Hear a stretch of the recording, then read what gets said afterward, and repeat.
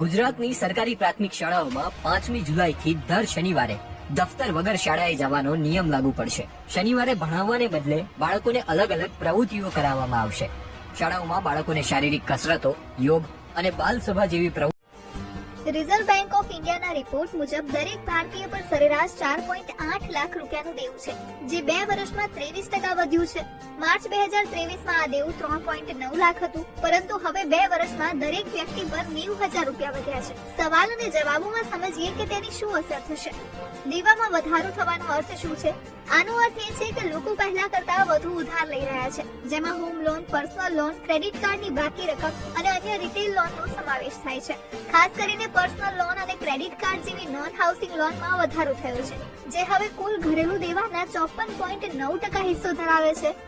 શું દેશમાં દેવાનું સ્તર જીડીપીની તુલનામાં ખૂબ ઊંચું છે? આરબીઆઈ અનુસાર ભારતનું કુલ દેવું જીડીપીના 42% છે, જે અન્ય ઉભરતી અર્થવ્યવસ્થાઓ કરતા ઓછું છે, એટલે કે ભારતમાં દેવાની સ્થિતિ હજુ પણ નિયંત્રણમાં। જુલાઈનો નવો મહિનો તેની સાથે ઘણા ફેરફારો લઈને આવ્યો છે। રેલવે મુસાફરી મોંઘી થવાની સાથે ગેસ સિલિન્ડરના ભાવમાં પણ ફેરફાર થયા છે। જાણીએ જુલાઈ મહિનામાં થનારા ફેરફારો વિશે। ગેસ સિલિન્ડરના ભાવમાં ફેરફાર। આજથી 19 કિલોગ્રામ કોમર્શિયલ ગેસ સિલિન્ડર ₹58.50 સસ્તું થયું છે। દિલ્હીમાં તેની કિંમત ઘટીને ₹1665 થઈ ગઈ છે।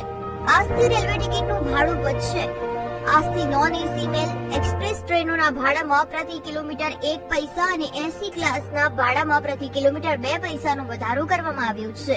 વધતા ખર્ચ અને જાળવણી ખર્ચને ધ્યાનમાં રાખીને રેલવે આ નિર્ણય લીધો છે।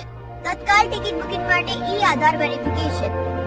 ટિકિટ બુકિંગ સમયે મુસાફરોએ ઈ આધાર સાથે ડિજિટલ વેરિફિકેશન કરવું જરૂરી રહેશે, એટલે કે તમારે IRCTC એકાઉન્ટને તમારા આધાર સાથે લિંક કરવું પડશે। આધાર વેરીફાઈડ યુઝર। રાજસ્થાનના અલવરમાં ભારે વરસાદને કારણે રસ્તાઓ પર 2 ફૂટ પાણી ભરાઈ ગયા છે। ઉત્તર પ્રદેશના પ્રયાગરાજમાં ગંગા યમુનાનું પાણીનું સ્તર વધ્યું છે। પાણી વધવાને કારણે નદીઓ 500 મીટર આગળ આવી ગઈ છે। હિમાચલ પ્રદેશના મંડી જિલ્લામાં સોમવારે રાત્રે 4 જગ્યાએ વાદળ ફાટવાથી ભારે નુકસાન થયું છે। પૂર અને ભૂસ્ખલનને કારણે અત્યાર સુધીમાં 4 થી વધુ લોકોના મોત થયા છે, જ્યારે 15 થી વધુ લોકો ગુમ છે। રાજ્યના ચંબા, કાંગડા, કુલ્લુ, મંડી, શિમલા, સોલન અને સિરમૌર જિલ્લાના કેટલાક ભાગોમાં ફ્લેશ ફ્લડનો ખતરો છે। રવિવારથી પડી રહેલા વરસાદને કારણે બિયાસ નદીનું પાણીનું સ્તર ખતરાના નિશાનને વટાવી ગયું છે। ઉત્તરાખંડમાં ભારે વરસાદને કારણે ભૂસ્ખલન થયું। આને કારણે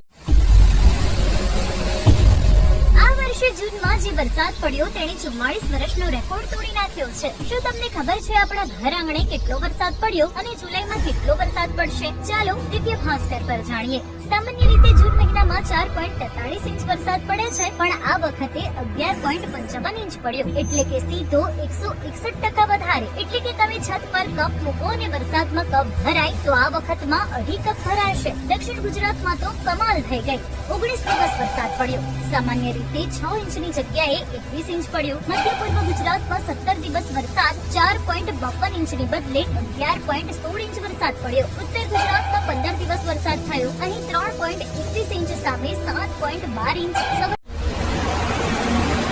છેલ્લા 3 દિવસથી હિમાચલ પ્રદેશ અને ઉત્તરાખંડ જેવા પહાડી રાજ્યોમાં ભારે વરસાદ પડી રહ્યો છે। હિમાચલના મંડીમાં 4 જગ્યાએ વાદળો ફાટ્યા છે।